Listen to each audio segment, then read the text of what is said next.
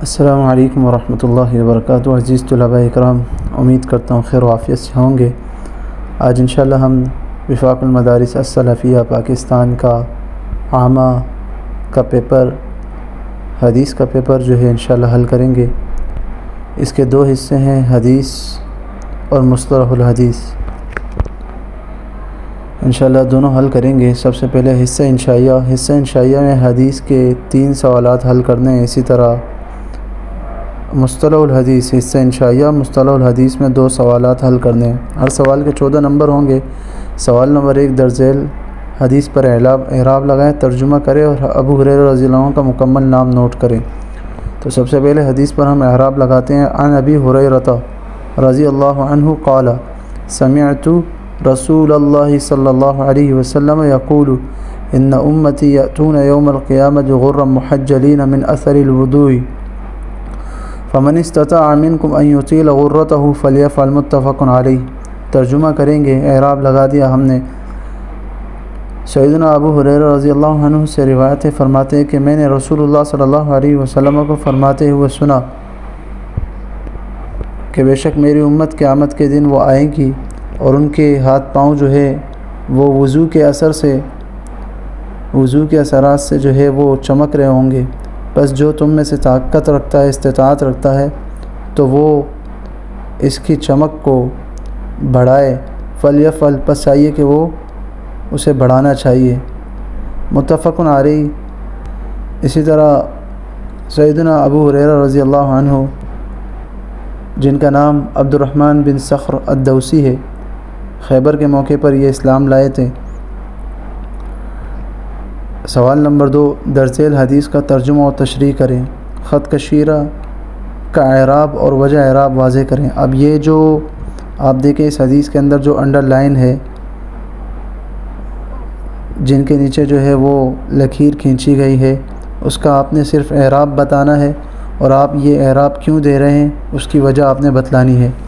تو سب سے پہلے ہم اس حدیث کا ترجمہ کرتے ہیں، پھر اس کا اعراب اور وجہ اعراب واضح کریں گے انشاءاللہ۔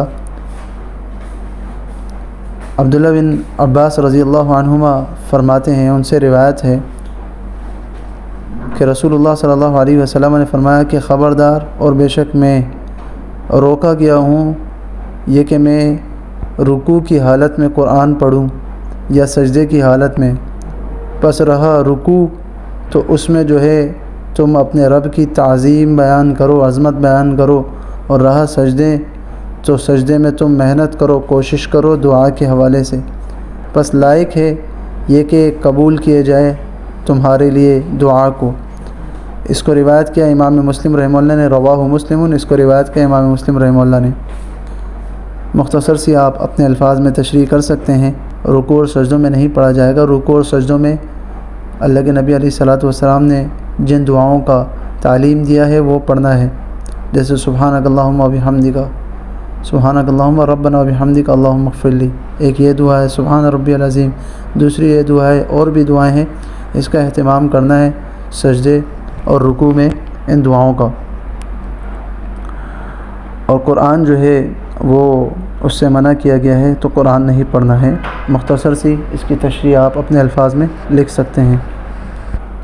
اب جو انڈر لائن جو ہے جن عبارات کو ٹارگٹ کیا ہے کہ اس کا اعراب اور وجہ اعراب واضح کریں، تو اس کو ہم واضح کریں گے انشاءاللہ۔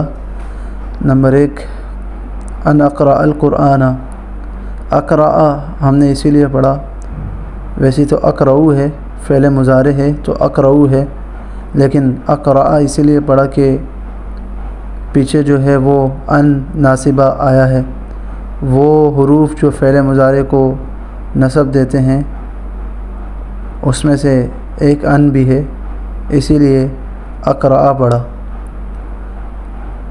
ایک تو اعراب واضح ہو گیا اور وجہ اعراب بھی بتلا دیا کہ پیچھے ان ناصبہ آیا ہے، اور قرآن وہ مفعول ہے، اسی لیے اس کو منصوب پڑھا گیا ہے۔ اسی طرح فی الدعاء، دعائی اسی لیے پڑھا کہ کیونکہ فی جو ہے وہ حرف جر ہے، اسی لیے دعائی پڑھا۔ اور اسی طرح ان یستجاب، یہاں پر بھی جو ہے ان ناصبہ آیا، اسی لیے فعل مضارع کو اس نے نصب دیا، اسی لیے ہم ان یستجاب پڑھ رہے ہیں۔ یہ ہو گئے 2 سوال حل ہو گئے۔ سوال نمبر 3 درذیل حدیث پر اعراب لگائیں، ترجمہ کریں اور خط کشیدہ کے صیغے حل کریں۔ اس میں 3 کام کرنے ہم نے، ایک اعراب لگانا ہے، دوسرا ترجمہ کرنا ہے اور تیسرا صیغے حل کرنے ہیں۔ اعراب لگا دیتے ہیں، اس کے بعد جو ہے انشاءاللہ ترجمہ کریں گے اور پھر صیغے حل کریں گے انشاءاللہ۔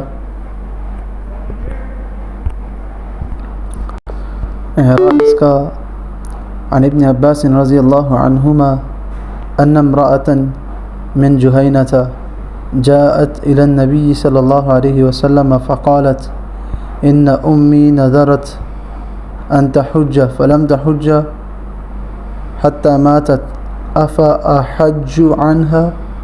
قال نعم حجي عنها. أرأيت لو كان على أمك دين أكنت قاضية؟ اقض الله فالله أحق بالوفاء. رواه البخاری۔ عبداللہ بن عباس رضی اللہ عنہما سے روایت ہے کہ بے شک ایک عورت جہینہ قبیلہ سے نبی علیہ الصلاۃ والسلام کے پاس آئی، بس فرماتی ہیں کہ بے شک میری والدہ نے وہ منت مانی تھی کہ وہ حج ادا کریں گی، لیکن وہ حج نہیں کر سکی، یہاں تک کہ وہ فوت ہو گئی ہے، تو کیا میں اس کی طرف سے حج ادا کروں؟ فرمایا جی ہاں، تو اس کی طرف سے حج ادا کر۔ کیا خیال ہے اگر تمہاری والدہ پر قرض ہوتا تو کیا تم اس کی طرف سے ادائیگی نہیں کرتی؟ تو اللہ کا قرض پورا کرو، بس اللہ اس کا زیادہ مستحق ہے کہ اس کا قرض جو ہے وہ پورا کیا جائے۔ اس کو روایت کیا ہے امام بخاری رحمہ اللہ نے۔ اس حدیث کا اعراب اور ترجمہ ہم حل کر چکے ہیں الحمدللہ۔ اب اس کا تیسرا جز وہ ہے خط کشیدہ کی صیغے حل کریں۔ ہم نے صرف صیغے حل کرنے ہیں ابھی۔ نمبر 1 جاءت صیغہ ہے۔ جاءت یہ واحد مؤنث غائب فعل ماضی معلوم باب ضرب یضرب سے ہے، فعل یفعل، جاء یجیء، جاءت یہ اجوف یائی ہے۔ اسی طرح دوسرا صیغہ ہے فلم تحج۔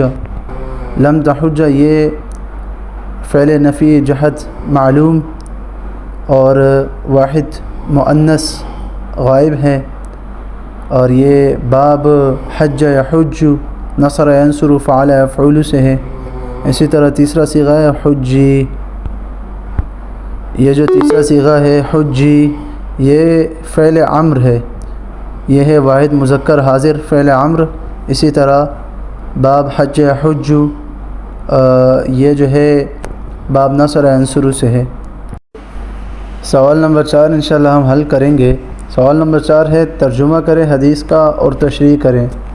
عن ام سلمہ رضی اللہ عنہ، سیدہ ام سلمہ رضی اللہ عنہ سے روایت ہے کہ بے شک سألت النبی صلی اللہ علیہ وسلم کہ انہوں نے نبی علیہ الصلاۃ والسلام سے جو ہے سوال کیا، اتصلی المرأة فی درع وخمار بغیر ازار، کہ کیا عورت جو ہے وہ کرتے اور اوڑھنی میں نماز پڑھ سکتی ہے بغیر ازار بغیر تہبند کے؟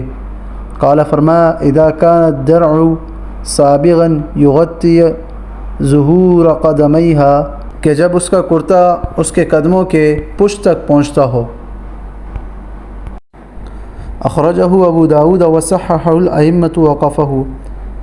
اس حدیث کی تخریج جو ہے وہ امام ابو داود رحمہ اللہ نے کی ہے، وصححہ الائمۃ وقفہ، اور ائمہ نے اس کے موقوف ہونے کو صحیح قرار دیا ہے۔ اس سوال کا دوسرا جز جو ہے وہ ہے تشریح کریں، تو آپ طلباء اکرام اس حدیث کو سامنے رکھتے ہوئے مختصر سے اپنے الفاظ میں تشریح وہاں پر تحریر کر لیجئے گا۔